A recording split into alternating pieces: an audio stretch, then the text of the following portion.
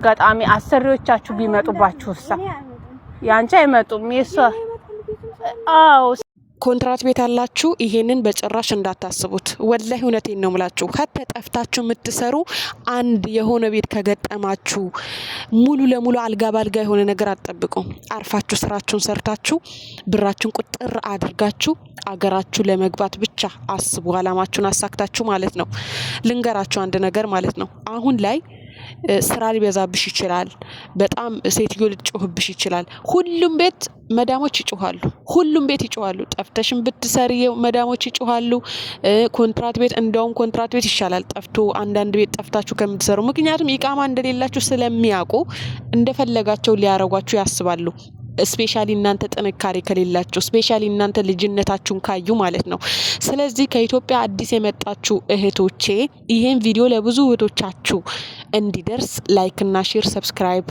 አድርጉ ማለት ነው አሁን ቪዲዮ ቀንጨብ አድርጌ ያስደምጫችኋለሁ መጀመሪያ ላይ ማለት ነው ልጅቷ ስልክ የለኝም ሌላ ልጅ ናት የቀረጸቻት ይሄን ቪዲዮ ስልክ የለኝም በጣም ጨነቀኝ ብላ ብጠፋስ ትላታለች ማለት ነው ወይም ቢሮ ብመለስስ ብላ ትናገራታለች ማለት ነው ያቺኛዋ አላህ ይስጣት ቢሮ ለመሄድም እንዳታስቢ ትግስት ይኑርሽ ሰብር ይኑርሽ ስራዬ እናል ካልበዛብሽ ደሞዝሽን ከሰጡሽ ስልክ ባይኖርሽም ችግር የለውም ብዙ ስቃይና ብዙ መከራ አለ አንዷ ምን አለች አንዷ ልጅ ምን አለች መሰላችሁ ወላሂ እዛው ላይ ሲያወሩ ነው የደረሰችባችሁ ቪዲዮ የቀረጸችው ማለት ነው ምን አለቻት ልጠፋ ነው ምናምን ስትል ብዙ ስቃይ አለ ብዙ መከራ አለ እኔ ይሄ ስራ ያገኘሁት ከ6 ወር በኋላ ቢሮ ላይ 6 ወር ተሰቃይቼ ነው እንግዲህ ቢሮ ላይ 6 ወር መሰቃየት ማለት የስንት ሰው ፊት እንደሚገርፋቸው ታየኝ ወላይ እኔ አይቻለሁ ቢሮ ላይ ስቃይ ማለት ነው የተግማማ ነው ጤነኛ ሻወር አትወስዱም ጤነኛ ውሃ አትጠጡም እዛው የምትጠጡት ውሃ የሽንት ቤት 6 ወር እንግዲህ ቢሮ ከመቀመጥ እኔ መዳም ቤት በነጻ ብሰራ ይሻለኛል በነጻ ነው ቢሮ ከመቀመጥ ነው ምክንያቱም እኮ ቢሮ ውስጥ ትሰራላችሁ ይሄንን ታውቃላችሁ ስፔሻሊ ስራ የዘገየባችሁ እህቶቼ ማለት ነው ምግብ የማትችሉ አሁን ብዙ ጊዜ ትቆያላችሁ ምግብ የማትችሉ ቢሮ ላይ ማለት ነው ቀን በቀን እዛ ያጸዷቸዋል በስነ ስርዓት እንኳን አተኙም አታርፉም ጭንቀቱ አለ አለማረፉ አለ ብዙ ነገር ነው ለምሳሌ እኮ ስራ ታችሁ እኮ በስነ ስርዓት በርፍታችሁ ሰዓት ብትተኙ እንዲተኙ እንኳን ቢፈቅድላችሁ እኮ ጥሩ ነው ወላሂ አይፈቅዱም ሁላችሁም ታውቃላችሁ ይሄ ነገር ያሰቃያችኋል ያ በቃ እናንተ ትንሽ ሊረፍ ባላችሁ ቁጥር ቀስቀሰው ቁጭ በይ ምናምን ይላሉ ይሄ ነገር አልደረሰባችሁም የደረሰባችሁ እህቶች ወላሂ ኮሜንት ላይ አስቀምጡ ሌሎች እንዲማሩበት ማለት ነው ብላ ለዛችኛው ነገረቻት ማለት ነው ሐቂቀተን ነው የምላችሁ ቤቱ ትልቅ ነው ምናምን ብላችሁ ቢሮ አትሂዱ ቢሮ ያለው ፈተና ያየው ነው የሚያውቀው ያየው እኔ አይቻለሁ ከዛ በፊት የዛሬ ስንት አመት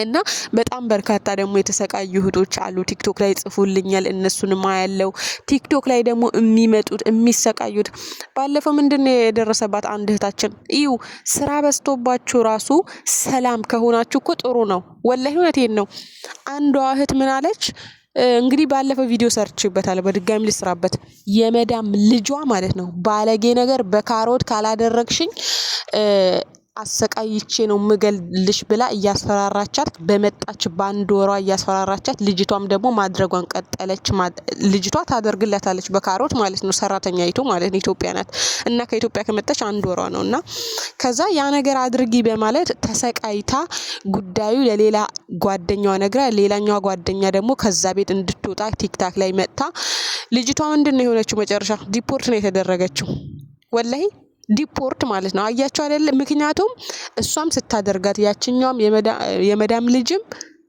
ሲደረግላት እቺ ሰራተኛቱ ስታደርግ ቪዲዮ ቀርጻ ለሌላ ሰው ልካዋለች እንግዲህ እንዲያድኗት ነው ወደ ቢሮ እንዲወስዳት ወደ ኤምባሲ እንዲወስዷት በቃ ሌላ ስራ ሌላ ስራ የሚያስገቧት መስሏት ነው ገባችሁ አይደለ እና ቢሮ በጣም ትልቅ ስቃይ አለ እያንዳንዱ ቤት ደግሞ በጣም ብዙ ጉዶች አሉ እነዛን ስቃይ ከማሳለፋቸው አንድ ቤት ከገባችሁ አርፋችሁ ስሩ እህቶቻችሁ የምታመጡ ደግሞ ምከሯቸው ወላሂ ምከሯቸው ምንም የሚያጨናንቅ ነገር የለም ስራ ቢበዛም ይብዛ እኔ ከቢሮ ስቃይ በጣም ስራ መብዛቱን መርጣለሁ 6 ወር ማለት አስባችሁታል 6 ወር 4 ወር አመት የሚቀመጡ ከዛ በኋላ ደግሞ 400 500 ሺህ ካላመጣሽ እገልሻለሁ እየተባሉ የሚሰቃዩ ስንት እህቶቻችን ተገድለዋል ስንት እህቶቻችን መጥፎ መዳሞችም አሉ። አሁን አንዳንድ ቤቱ ትልቅ ይሆናል፣ መዳም ግን አትጮህ፣ ልትጮህ ትችላለች፣ ግን ይሄን ያህል ግድያ ሙከራ አታደርግም።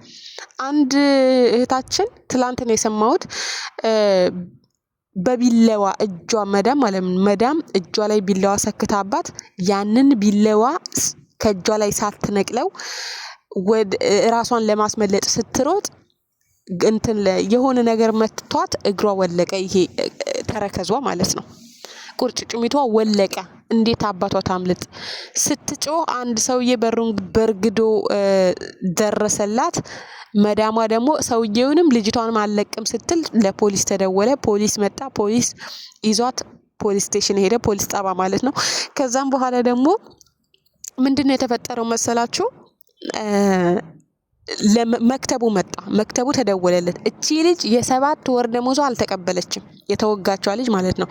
የ7 ወር ደሞዝ ከዛ እኔ ያሳክማታለሁ፣ እኔ ሁሉም ነገር ጨርሳለሁ ብሎ የመክተቡ ሰውዬ ይወስዳታል።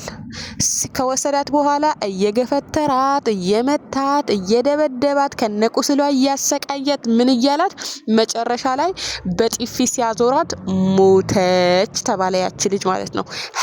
ሬሳዋ ማታ ላይ ነው አውጥተው የጣሉት በመኪና አሉ። ማንም ሰው አልሰማም።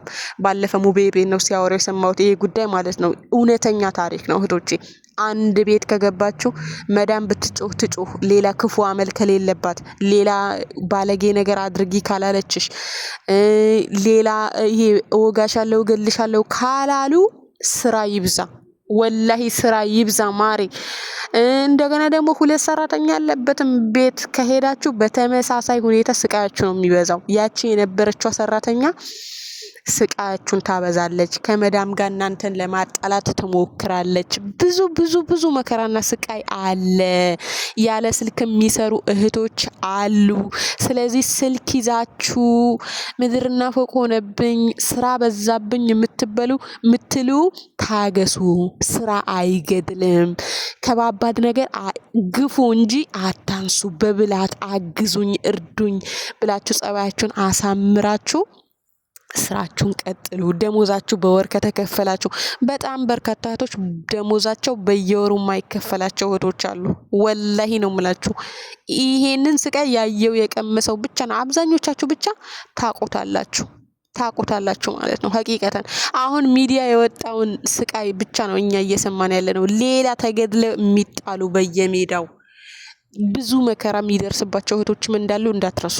ይሄንን ታሳቢ አድርጉ። ወላሂ ነው የምላችሁ። እኔ ትላንትና እንባዬ ጠብ ነው ያለው። ጠብ ለምን?